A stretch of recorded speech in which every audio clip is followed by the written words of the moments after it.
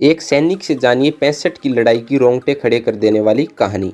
सभी को जय Hind. Mission NCC and army में आपका फिर से स्वागत है। कैप्टन जयंत सरंजामे भले ही अब 76 साल के हो चुके हैं, लेकिन 1965 का वो युद्ध आज भी उन्हें कल की बात लगता है, जब उन्होंने अपनी शेर दिल्ली के दम पर 15 सितंबर 1965 को पाकिस्तानी टैंकों द्वारा भारतीय सेना पर किए गए हमले को नाकाम कर दिया था। 23 सितंबर 2015 को 1965 के भारत पाक युद्ध को 50 साल पूरे हो गए थे, जब दोनों पड़ोसी देश इस बात के लिए बहस कर रहे थे कि उस लड़ाई में किसका पलड़ा भारी था। तब हमने उस युद्ध में देश के लिए लड़ चुके एक पूर्व सैनिक से उनके अनुभव के आधार पर उस युद्ध की असली कहानी सुनी। कैप्टन जयंत सरंजामे भले ही अब 76 साल के हो चुके हैं, लेकिन 1965 का वो युद्ध आज भी उन्हें कल की बात लगता है, जब उन्होंने अपनी शेर दिल्ली के दम पर 15 सितंबर 1965 को पाकिस्तानी टैंकों द्वारा भारतीय सेना पर किए गए हमले को नाकाम कर दिया था। वो काली रात का एसिड टेस्ट। 15 सितंबर 1965 की वो रात हमारे लिए एसिड टेस्ट की तरह थी। Brigade commander brigadier A.K. Luthra ने हमें सियालकोट कैंटोनमेंट और उसके सामने स्थित 168 इन्फेंट्री ब्रिगेड सेक्टर में 8000 लैंड माइन बिछाने के लिए सिर्फ 6 घंटे का वक्त दिया था।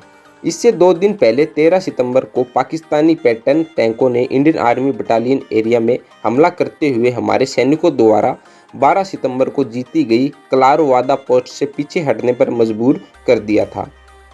टैक्टिकली ये पोस्ट महत्वपूर्ण थी क्योंकि इस पर एक हिल लॉक था, जिसका भौगोलिक महत्व यह है कि इससे आप दुश्मन से एक कदम आगे रहते हैं। 15 सितंबर 1965 की सुबह। 15 सितंबर की सुबह हुई ऑपरेशन मीटिंग में कर्नल प्रेम कुमार, जो कि 8 JAK राइफल के कमांडिंग ऑफिसर थे, ने बटालियन को पीछे हटाने का फैसला किया क्योंकि उनके पास आर्टिलरी सपोर्ट नहीं था। उन्होंने इस बारे में सफाई भी दी।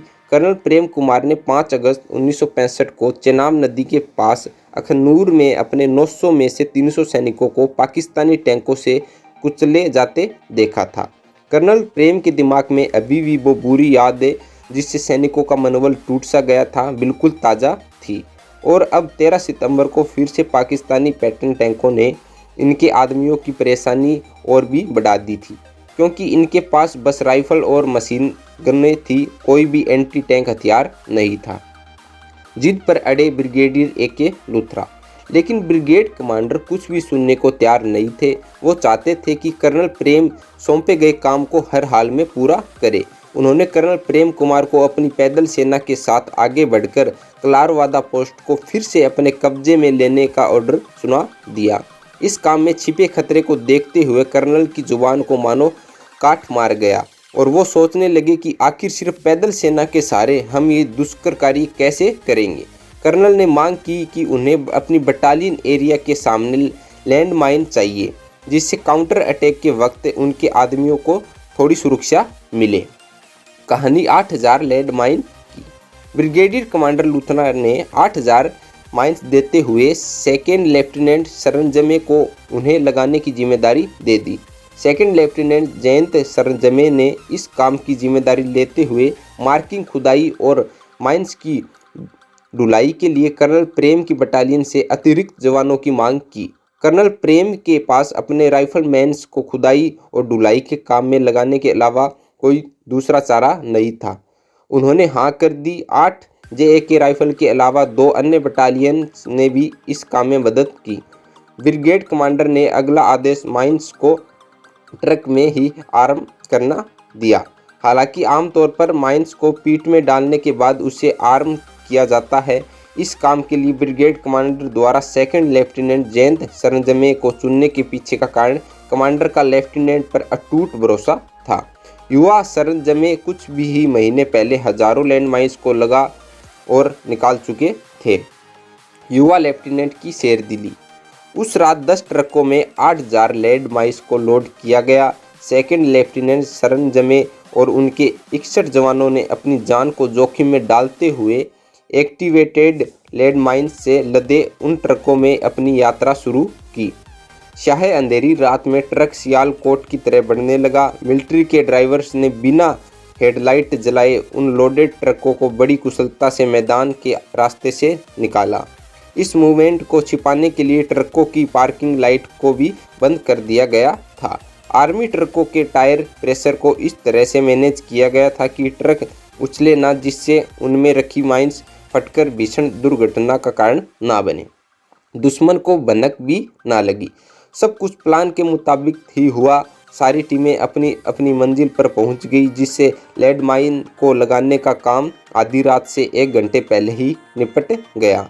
इस वक्त तक दुश्मन भी सतर्क होता दिख रहा था। पाकिस्तानी आर्मी ने मोटार दागने शुरू कर दिए थे। मशीन गन की फायरिंग, बमों का फटना, गोलियां हर तरफ, बस धमाके का ही शोर था। ऐसा लग रहा था जैसे घड़ी रोज से कुछ ज़्यादा ही तेज टिक टिक कर रही थी, मानो पैरों के नीचे से रेत फिसलती जा रही थी। ऐसी परिस्थितियों में किसी आम इंसान का दिल तो दोगुनी तेजी से धड़कने लगता। लेकिन ऐसे हालात से निपटने के लिए ट्रेड किए गए सेकंड लेफ्टिनेंट जयंत सरंजमे अपने जवानों के साथ 3 ग्रुप में बंटकर शांत लेकिन तेज रफ्तार और कौशल के साथ एक के बाद एक गड्ढों में लैंड माइन बिछा रहे थे। दुश्मन की नाक के नीचे लगा डाली लैंड माइन।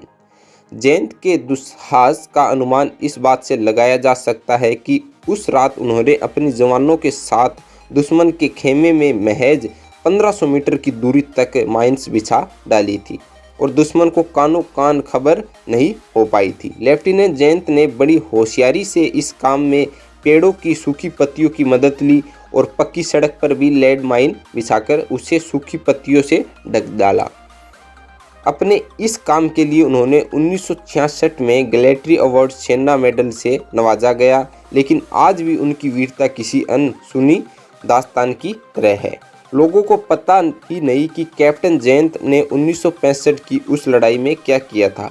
कैप्टन जयंत को ये बात भी सालती है कि रिकॉर्ड्स में ये बात कहीं भी नहीं है कि उन्होंने 1965 की लड़ाई में 8000 लैंड माइन बिछाई थी।